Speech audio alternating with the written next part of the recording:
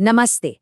जब भी कोई नई हाईटेक कंपनी अपना आईपीओ लाती है ना, तो मार्केट में एक अलग ही एक्साइटमेंट होता है।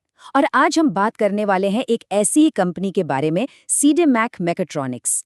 आइए देखते हैं कि इसके आईपीओ में ऐसा क्या खास है। सोचिए जरा, एक कंपनी जिसकी शुरुआत आईआईटी बॉम्बे की एक छोटी सी लैब से हुई, वो आज 1000 करोड़ से भी ज्यादा का आईपीओ ला रही है। ये जो सफर है ना, आईआईटी से आईपीओ तक का, यही अपने आप में बहुत कुछ कह जाता है। तो सबसे पहला सवाल तो यही उठता है कि आखिर ये सेडीमैक करती क्या है। चलिए समझते हैं कि इस कंपनी की टेक्नोलॉजी में क्या दम है। अच्छा, तो आसान भाषा में समझे तो सेडमैक जो है ना, वो गाड़ियों और जनरेटर के लिए दिमाग बनाती है। इसे टेक्निकली इलेक्ट्रॉनिक कंट्रोल यूनिट या ईसीयू कहते हैं। इनकी एक अपनी खास टेक्नोलॉजी भी है, आईएसजी। और मजे की बात यह है कि टीवीएस, बजाज, हीरो मोटोकॉर्प जैसी बड़ी बड़ी कंपनियां इनके कस्टमर्स हैं। और सिर्फ भारत में ही नहीं, इनका माल तो यूएस और यूरोप भी जाता है। ठीक है, कंपनी के बारे में तो समझ लिया। अब आते हैं मुद्दे की बात पर, यानी इस आईपीओ के नंबर्स पर। कितना पैसा, क्या तारीख है, सब कुछ देखते हैं। तो सबसे पहले साइज की बात करते हैं। ये पूरा आईपीओ करीब करीब 1087 करोड़ रुपए का है। मतलब कोई छोटा मोटा इशू नहीं है। मार्केट में इसकी अच्छी खासी मौजूदगी दिखेगी। एक शेयर की कीमत क्या होगी? तो कंपनी ने इसका एक प्राइस बैंड रखा है, 1287 रुपए से लेकर 1352 रुपए तक। जो भी अप्लाई करेगा उसे इसी रेंज में बोली लगानी होगी। अब अगर किसी को अप्लाई करना है तो कम से कम 11 शेयर लेने होंगे, जिसे एक लॉट कहते हैं। मतलब अपर प्राइस बैंड पर देखें तो करीब करीब 14,872 रुपए का मिनिमम इन्वेस्टमेंट बनता है। और ये रही सारी जरूरी तारीखें। देखिए, एंकर इन्वेस्टर्स के लिए 2 मार्च को खुलेगा और हम सबके लिए यानी रिटेल इन्वेस्टर्स के लिए 4 मार्च से 6 मार्च तक। शेयर मिले या नहीं ये 9 मार्च तक पता चल जाएगा, और फिर 11 मार्च को होगी इसकी स्टॉक मार्केट पर लिस्टिंग। यहाँ तक तो सब ठीक है, एक स्टैंडर्ड आईपीओ जैसा ही लग रहा है। लेकिन अब आता है इस कहानी में असली ट्विस्ट। ये कोई नॉर्मल आईपीओ नहीं है, और इसकी वजह है एक शब्द, ऑफर फॉर सेल। तो ये ऑफर फॉर सेल या ओएफएस आखिर है क्या? देखिए, बहुत सिंपल है। इसमें कंपनी के जो पुराने मालिक हैं ना, मतलब फाउंडर्स और शुरू के इन्वेस्टर्स, वो अपना हिस्सा बेच रहे हैं। और सबसे जरूरी बात, इससे जो भी पैसा आएगा वो कंपनी को नहीं मिलेगा। इसको एक पिज्जा की एनालॉजी से समझते हैं। मान लीजिए कंपनी एक पूरा पिज्जा है, तो ओएफएस में हो क्या रहा है कि पिज्जा बनाने वाले जो मालिक हैं वो अपने हिस्से की स्लाइस बेच रहे हैं। अब ये जो पैसा है वो सीधा उनकी जेब में जाएगा, पिज्जा की दुकान के गल्ले में नहीं।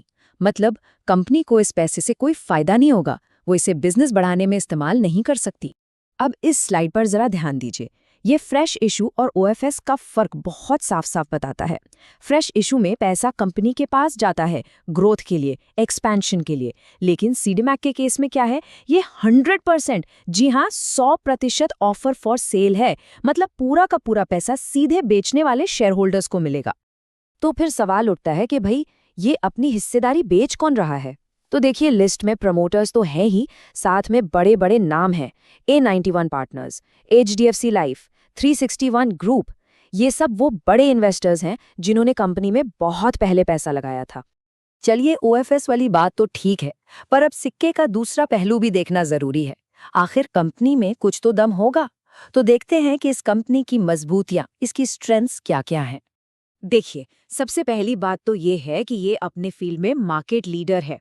इसकी टेक्नोलॉजी प्रॉपराइटरी है, मतलब इनकी अपनी बनाई हुई है। और आईआईटी वाला कनेक्शन तो है ही, तो आर&डी तो मजबूत होना ही है।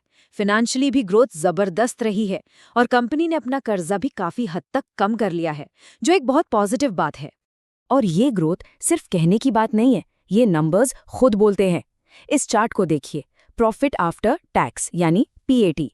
FY23 और 24 के बाद FY25 में सीधे 47 करोड़ का जंप। और रुकिए, कहानी यहीं खत्म नहीं होती। FY26 के तो सिर्फ पहले 9 महीनों में ही ये आंकड़ा 71 करोड़ के पार चला गया। ये फिनोमिनल ग्रोथ है।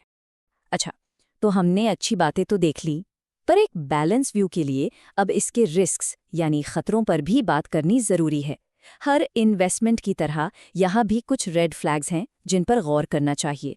तो सबसे बड़ा रिस्क तो वही है जिसकी हम बात कर रहे थे, 100% ओएफएस। कंपनी को ग्रोथ के लिए कोई पैसा नहीं मिल रहा। दूसरा, एक ही कस्टमर टीवीएस मोटर पर बहुत ज़्यादा डिपेंडेंसी है, करीब 75% बिजनेस वहीं से आता है।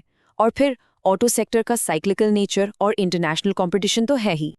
हालांकि इस कस्टमर डिपेंडेंसी वाली बात पर कंपनी के एमडी का एक अलग टेक है। उनका कहना है कि ये वन साइडेड डिपेंडेंसी नहीं है, क्योंकि उनकी टेक्नोलॉजी इतनी यूनिक है, ये एक तरह से म्यूचुअल डिपेंडेंस है। मतलब दोनों एक दूसरे पर निर्भर हैं। ये भी सोचने वाला पॉइंट है। तो आखिर में बस एक सवाल, जब किसी कंपनी के फाउंडर्स और शुरू के बड़े बड़े इन्वेस्टर्स आईपीओ के जरिए अपना माल बेच कर निकल रहे हों, तो ये कंपनी के भविष्य के लिए क्या संकेत देता है? क्या ये बस एक अच्छा मौका देखकर प्रॉफिट बुक करना है, या इसके पीछे कोई और कहानी है?